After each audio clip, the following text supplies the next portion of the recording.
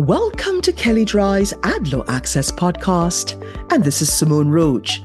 Recently, the CFPB released a report on rewards programs that traces the rise of such programs and warns that it views certain practices as unfair, deceptive, or abusive acts and practices ripe for investigation and enforcement. While the report addresses credit card rewards programs specifically, there are important takeaways for co-branded partners and any company offering a loyalty or rewards program to mitigate risk of enforcement and litigation. The report was released in conjunction with a hearing co-hosted with the Department of Transportation and featuring remarks and a moderated panel discussion with CFPB Director Rohit Chopra and Secretary of Transportation Pete Buttigieg, along with panelists from consumer groups, policy advocacy organizations, financial institutions, and airlines. Both Director Chopra and Secretary Buttigieg emphasized the importance of transparency in promoting and offering rewards programs and expressed concerns around barriers to competition.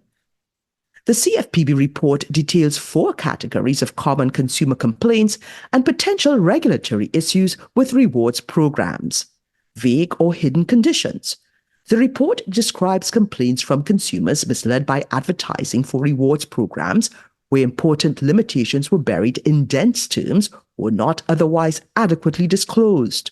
The report suggests that such practices may constitute deceptive bait-and-switch offers and notes that the Bureau has brought enforcement actions against companies for failure to clearly and conspicuously disclose material conditions in rewards programs upfront.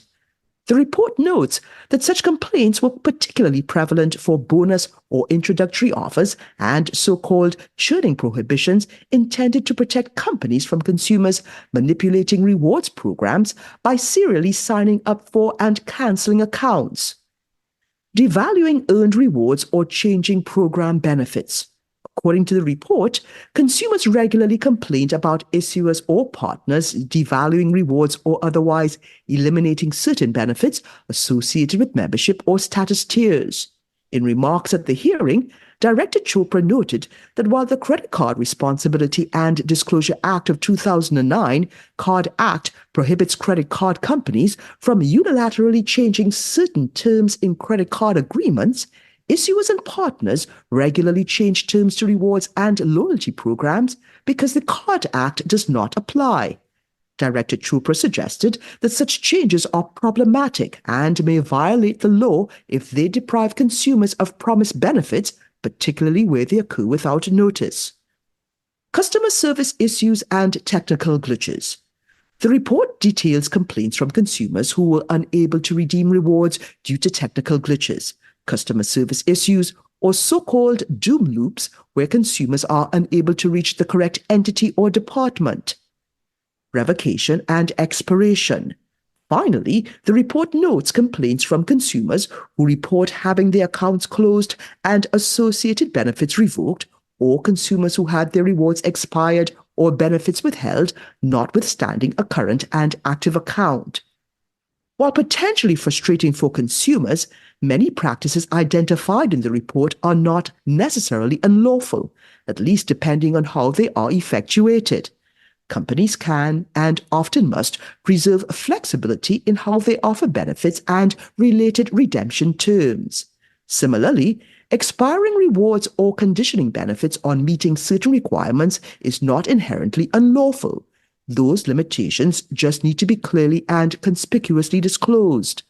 As for program changes that may devalue rewards or change advertised benefits, companies should have a considered and deliberate execution plan that includes consumer notice and a reasonable opportunity to use already accrued rewards.